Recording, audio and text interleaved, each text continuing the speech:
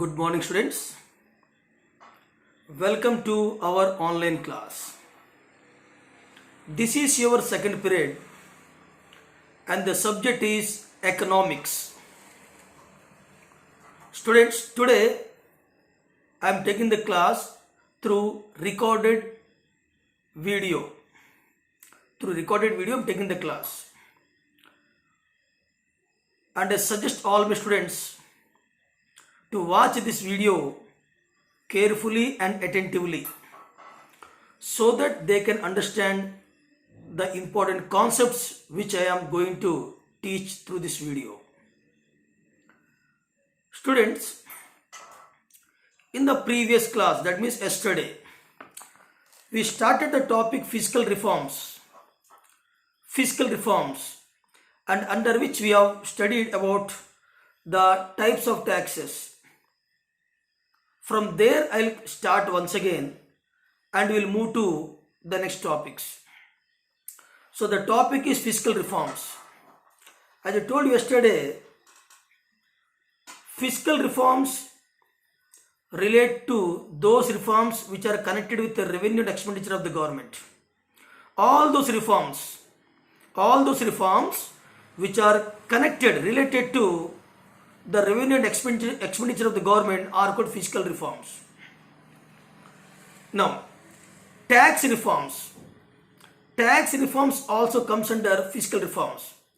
All the reforms which are related to taxation or tax, all the reforms which are related to tax also comes under fiscal reforms. Tax reforms are the principal component of fiscal reforms.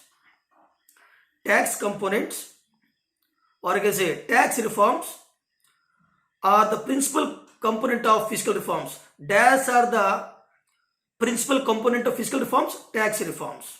So tax reforms are the important components of fiscal reforms. I told you yesterday, broadly taxes are classified into two categories. One is direct tax and other is indirect tax. And through these taxes, government is collecting revenue from various fields. The same revenue which is collected by the government, again, the government spent on the welfare activities, the welfare schemes of the people in the country. Now coming to the question, what is direct tax? Give one example. What is direct tax? And one example of direct tax. Direct taxes are those taxes where the incidence of tax and impact of tax will be on the same person. That means the burden of the tax will be on one person and the person is ultimately pays the tax to the government. So direct taxes are those taxes where the burden cannot be shifted, to others. Direct taxes are those taxes where the incidence of tax and impact of tax will be on the same person, where the burden is felt by only one person who ultimately pays the tax. In this way you can say, or else in this way, another way, that is direct tax is the tax where the burden cannot be shifted to another person. And the best example of direct tax is income tax. Income tax is one of the best example of direct tax which is imposed by union government or the central government. Now, examples, I gave income tax. You can add one more, wealth tax also. Income tax, wealth tax, both are the examples of direct tax. Okay, one who pays the tax himself bears the burden of it. Suppose I am having wealth, I have to pay the wealth tax. So I have to bear the burden and ultimately I have to pay the tax to the government. So income tax and wealth tax are the best examples of direct tax where the burden cannot be shifted to other person and the person ultimately is responsible to pay the tax to the government. Now coming to indirect tax. Indirect tax is such tax where the incidence is on one person and the impact will be on other person. In this tax, the burden can be easily shifted to some other person. Example, sales tax. Sales tax, custom duty, sales tax, custom duty, goods and service tax, all this comes under. goods and service tax, custom duties, sales tax, all comes under this indirect tax. In this indirect tax, you can easily shift your burden to some other person. That's what I told you. In this tax, the incidence will be on one person and the impact will be on other person. Okay, yesterday I given the example of sales tax. Suppose the government imposed sales tax on the shopkeeper will shift his burden to the consumers. He will increase the price of the goods and the additional income whatever he is receiving he will pay in the form of taxes, but he is not paying any tax from his pocket. Ultimately the consumers are paying the tax from their pocket. In this way it is shifted. Now coming to, actually we are discussing what? The liberalization. So the government of India after 1991 also liberalized the taxation policy. They brought some liberal reforms in the taxation, in the fiscal, which comes under fiscal reforms. Before liberalization, the tax structure, before 1991, the tax structure in the country has been highly complex, very difficult to understand. Before 1991, the tax structure in India was very complex, highly complicated. People are unable to understand the tax procedure system.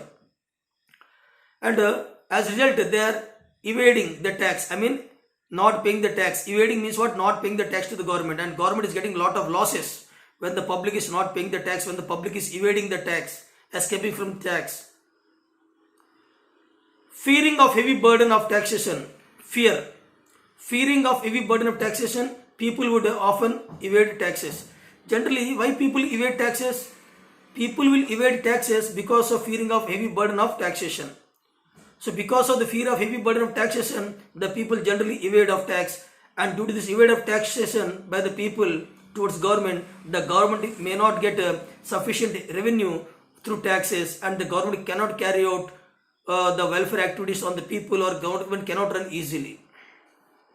But after liberalization, when liberalization was started in India from 1991 onwards, in 90s onwards, okay, now the tax structure has been simplified. The tax structure was made simplified and moderated. It's neither complex now nor very easy. It is become moderated. So after liberalization, the tax structure in India was liberalized. Okay, it made simplified and moderated. And when this was moderated and simplified, then more people are able to take the money from their pocket and paying the tax on whom that government is imposing tax. So this has raised the tax compliance. When the tax is simplified and moderated, then people stopped escaping of paying the tax to the government. The tax compliance was raised, and therefore tax revenue of the government was increased. Now coming to GST. GST comes under what? Goods and service tax. It comes under what? It comes under that indirect tax. So let us study about GST in detailed way today, because it was given in this chapter, and it is very, very important topic. On this topic the questions may be asked from in the board examination, or else it may be useful for your making project work. Students, you have to start project work because you have to submit. Now GST is one of the best example of indirect tax. GST means full form goods and service tax. GST full form means what? Goods and service tax. This has been introduced in India with a view to providing a uniform tax structure across the parts of the country. Why this GST was launched? Why this GST was implemented? This GST was implemented in order to bring a uniform structure of tax system throughout the country. Just a minute.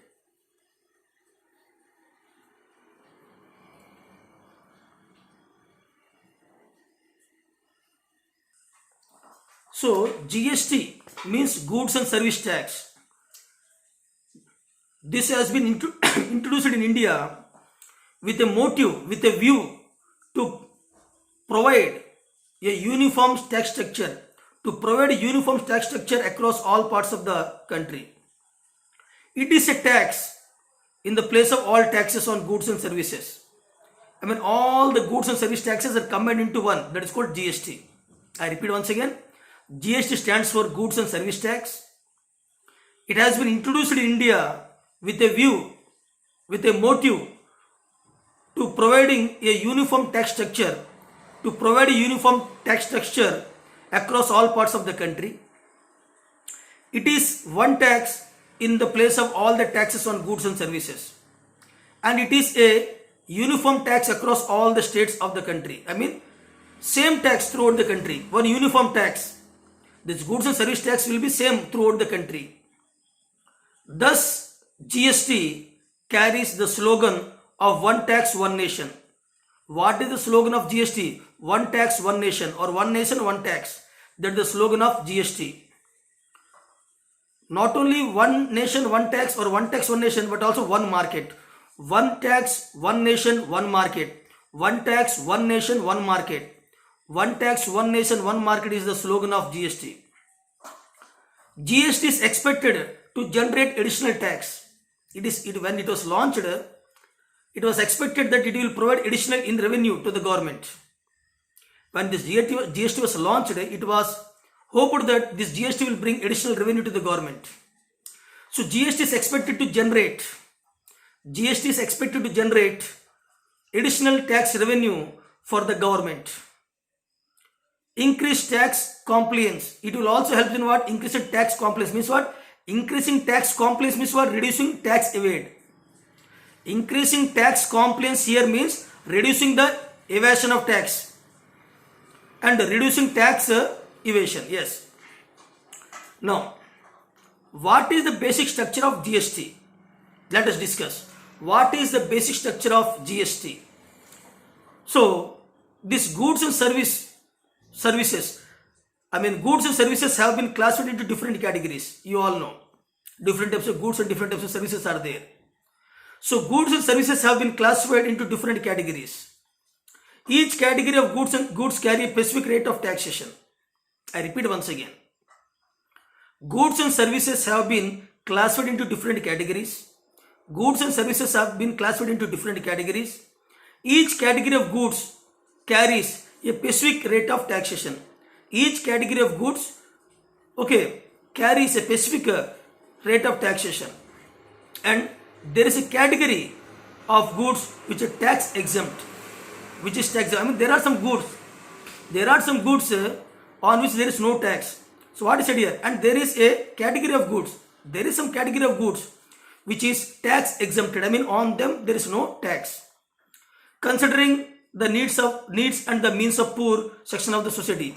Now you may ask, sir, why the GST is not applicable in all the goods? Why some goods are exempted from GST? Why some goods are exempted from the GST taxation? Very simple question. In order to protect the interest of the poor people and the needs of the poor people, some goods on which GST has been exempted. Goods and service tax will not be applied to some goods, and this is done mainly in order to keeping in the minds of the poorer section of the people in the society. Now, the following flowchart structure shows the structure of the GST. Now, listen carefully. The following flowchart shows the structure of GST. Now, structure of GST, listen. Sanitary napkins, you know. Okay, the sanitary napkins, fortified milk, packed milk, sanitary napkins, fortified milk, fresh fruits and vegetables. On this, the GST will be 0%. The GST tax will be 0%. On this, GST is not applicable. Fortified milk packets, sanitary napkins, fresh fruits and vegetables. Similarly, coffee, tea, spices and electric vehicles. Coffee, tea, spices and electric vehicles. The GST will be 5%. The GST on these goods will be 5%. Similarly, butter, butter, frozen meat products, Ayurvedic medicines and spectacles, chashma, the GST will be 12%. Similarly, pasta, pastries, you are eating pasta, pastries, and cakes and detergents. On this, the GST will be nearly 18%. Similarly, automobiles, dishwasher, and vending machines, vending, VENDING, vending machines. On this, the GST will be 28%.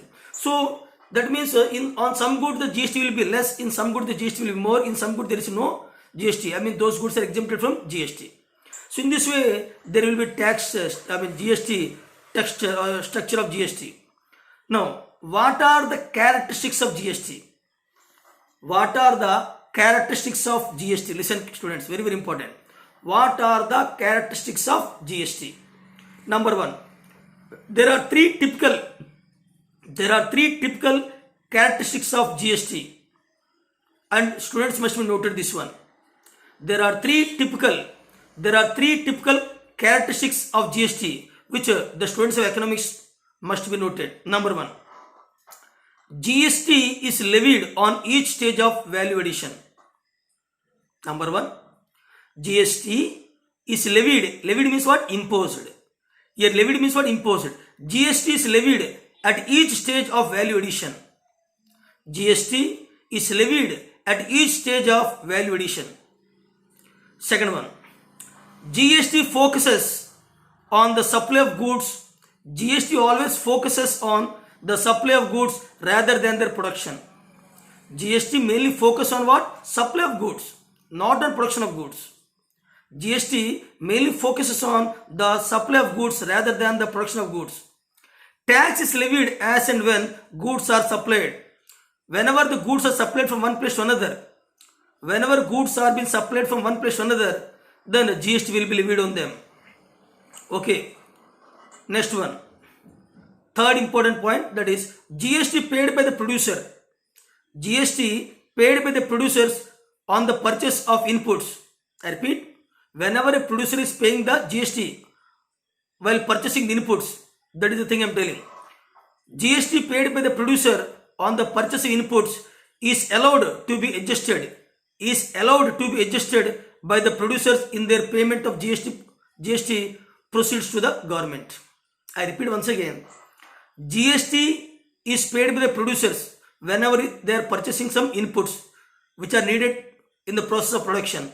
So GST paid by the producers on the purchase of inputs is allowed to be adjusted by the producers in their payment of GST proceeds to the government.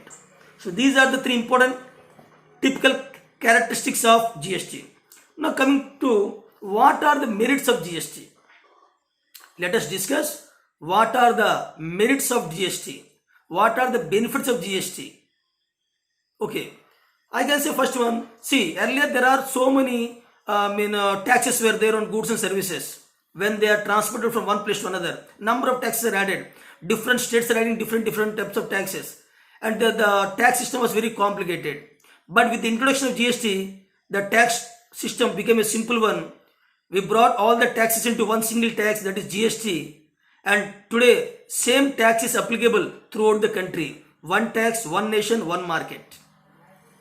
So now I'll discuss the merits. The following are the merits of GST. Number one, GST simplified the tax structure. I can say GST has simplified the tax structure. So it is simplified tax structure. GST is a simplified tax structure as it is one tax for all the indirect taxes. GST has simplified the tax structure in India as it is one tax for all the indirect taxes, and it is a uniform tax across the parts of the country. A uniform tax structure was made throughout the country. Second one, since refund of GST on inputs is available to the producers only when they buy inputs from the registered suppliers. Whenever a producer is purchasing the inputs needed for production from a registered suppliers, from a registered suppliers, then what will happen? It ensures higher degree of transparency in business. Nowadays, every shop is having GST number. Every shop in the market, they were allotted GST number by paying certain amount. Whenever you will purchase any good from that shop, GST will be applicable, and that person has to pay GST to the government. So what is it here? Since refund of GST, getting back. Since a refund of GST on inputs is available, to the producers, that too when they will get the refund? Only when they buy inputs from the registered suppliers. It ensures higher degree of transparency in business. Black money transactions are reduced due to GST. The black money transactions, the black market transactions or black money transactions are being reduced with the help of the introduction of this GST. So I can say the black money transactions are being reduced because with the introduction of GST. Third important merit is being a uniform tax across the country. Being a uniform tax across all the parts of the country, GST has enhanced size of the market for the domestic producers. It enlarged the size of domestic market. GST has enlarged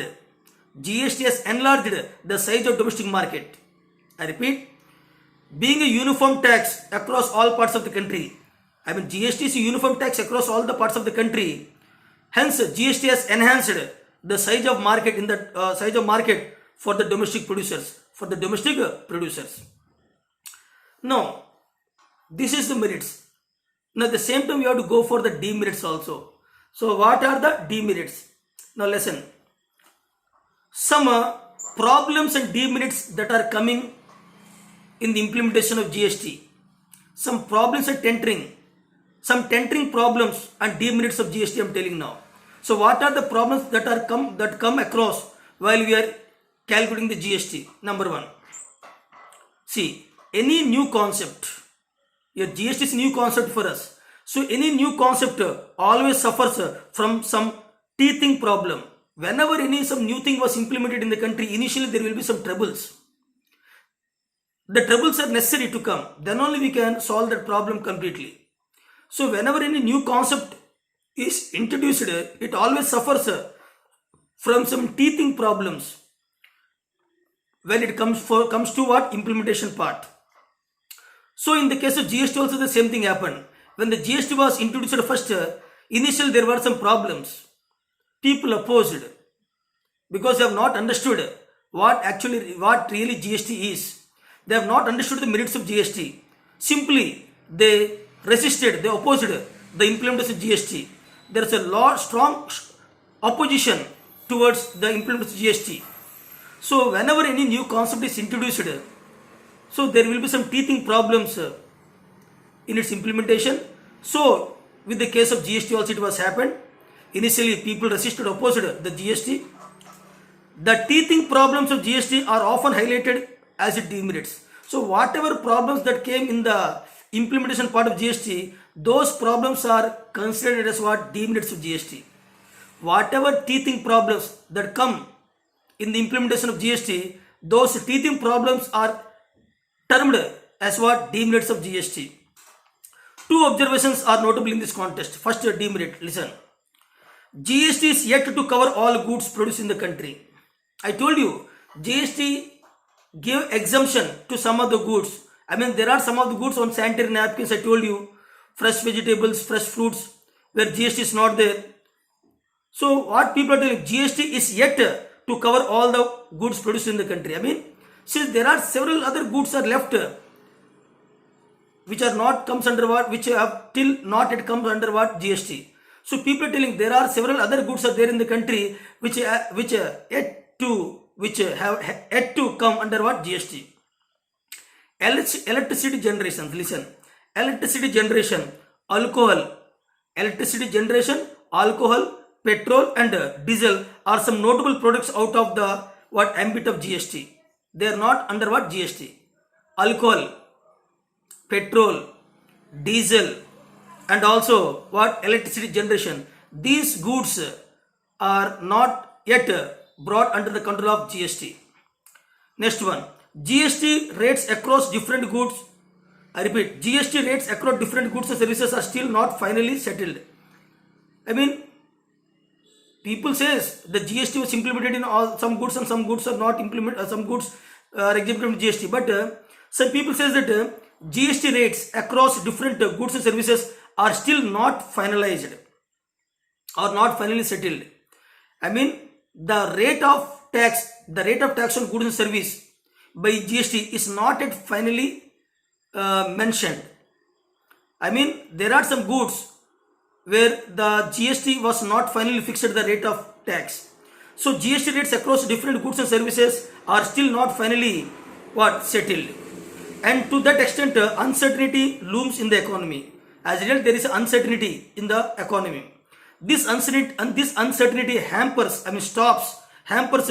decision making and therefore investment in production activity. So when there is uncertainty is there, then people cannot take the decisions immediately. When the people cannot take decision immediately, then it hampers the production or productivity in the country. So this is about GST. Now moving to our another topic, that is called external sector reforms. External sector reforms also comes under what? Liberalization. External sector reforms. External sector means what? Out of India. External sector, I mean rest of the world. So external sector reforms, let us see. External sector reforms include what? Foreign exchange reforms. Here external sector reforms is what? Foreign exchange reforms and foreign trade policy reforms. Foreign exchange reforms and foreign trade policy reforms. So both will come under what? External reforms. Okay, I repeat. External sector reforms. What does external sector reforms means? External sector reforms generally include two things. One is foreign exchange reforms. Foreign exchange. Here foreign exchange is what? Exchange of foreign currency. Okay. And also foreign trade policy reforms. So foreign exchange reforms and foreign trade policy reforms both comes under external sector reforms. Now, first foreign exchange reforms. Let me explain what is foreign exchange reforms. Listen. Foreign exchange reforms were initiated in 1991. I mean, since 1991, the new economic reforms. So, foreign exchange reforms were initiated in the year 1991. With the devaluation of Indian rupee against foreign currencies. I repeat, why foreign exchange reforms were initiated? Foreign exchange reforms were initiated with the devaluation of Indian rupee against foreign currencies. It was initiated in the year 1991. Devaluation means what? Already we studied in the previous lesson. Devaluation, I mean decreasing the value. So devaluation implies fall in the value of rupee.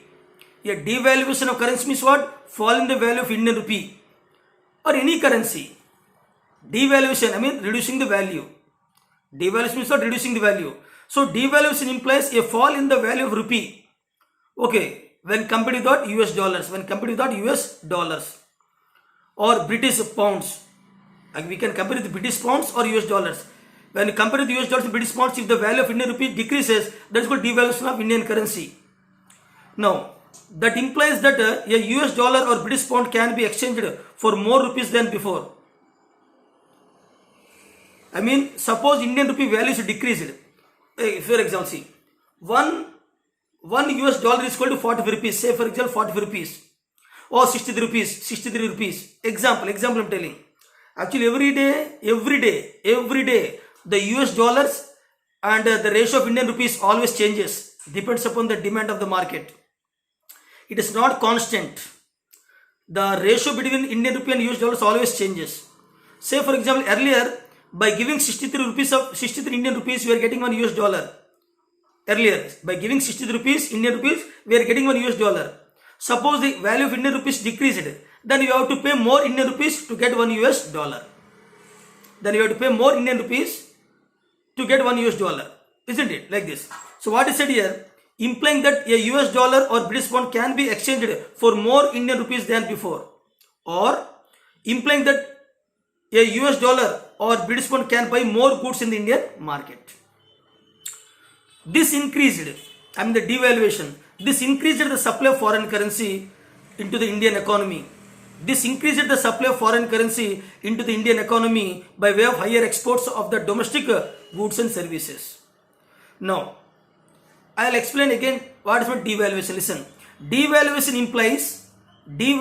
implies lowering the value of our currency. Lowering the value of our currency, I mean Indian currency, in relation to the other currencies of the world. I repeat, devaluation implies what? Lowering the value of our Indian currency in relation to the currencies of the other countries. Second one, consequently, when the devaluation took place, consequently a US dollar or a British pound can exchange for more rupees of India or more Indian rupees than before, implying that a US dollar or British pound can buy more goods in Indian market. This is expected to increase the supply. Why this was happening? This is expected to increase the supply of foreign exchange in the Indian economy. Now, followed by the devaluation in 1991. When this devaluation started, actually this foreign exchange reform started in 1991. So same thing, followed by the devaluation in 1991, the exchange value of Indian rupee in the international market or international money market was left the free play of market forces. Free play of market forces. I repeat, followed by the devaluation in 1991, the exchange value of Indian rupee in the international money market was left to the free play of the market forces. Presently, listen students, very very important. Presently, the exchange rate is determined by the force of supply and demand. I told you na, always the exchange rate depends upon the demand supply forces. Always foreign exchange rate depends upon the market forces. That means demand and supply. Here market forces means demand and supply. I repeat once again, always foreign exchange rate or rate of foreign exchange always influenced by two factors, that is demand and supply, that is called market forces. Simply said here, presently the exchange rate is determined by the forces of supply and demand in the international exchange market. Next, coming to the foreign trade policy reforms. Foreign trade policy reforms. What foreign trade policy reforms mean actually? What is foreign trade policy reforms actually mean? You should know that one. Listen, foreign trade policy reforms underwent a substantial change, a very big change in the wake of liberalization. When liberalization was started in 1990s,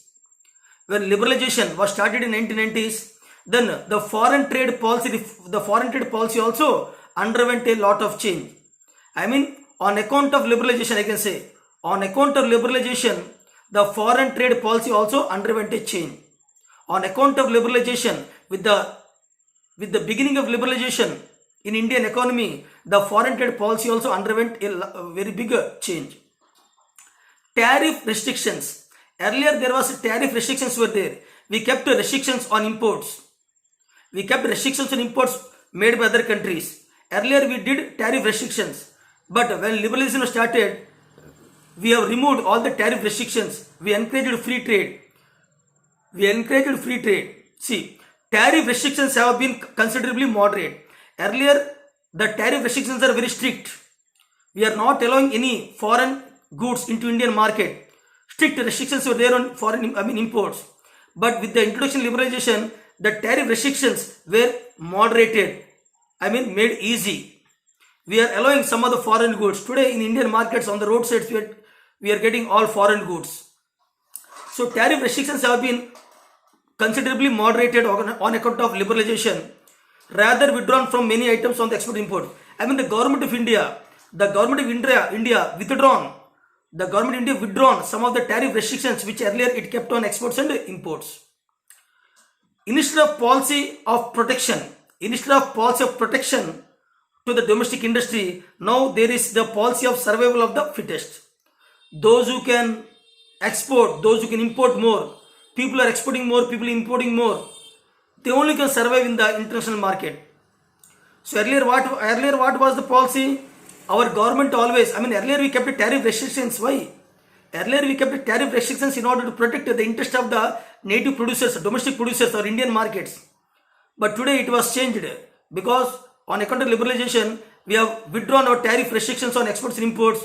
Now the slogan changed into what? what? Survival of the fittest. Market competition has replaced the policy of quotas and tariffs. Okay, earlier market competition has replaced the policy of quotas and quotas. Earlier policies and quotas and tariffs were there. Earlier, before liberalization, tariffs and quotas were there. Now these two things are replaced by market competition. Efficiency is the benchmark of growth and not simply expansion. Now, this is about this liberalization. Students, now in the coming period, we will read about what? Another important topic, that is privatization. So far we studied about liberalization in fiscal field, liberalization in external sector field, liberalization in industry, liberalization in goods and service. Now we will move to privatization. Another important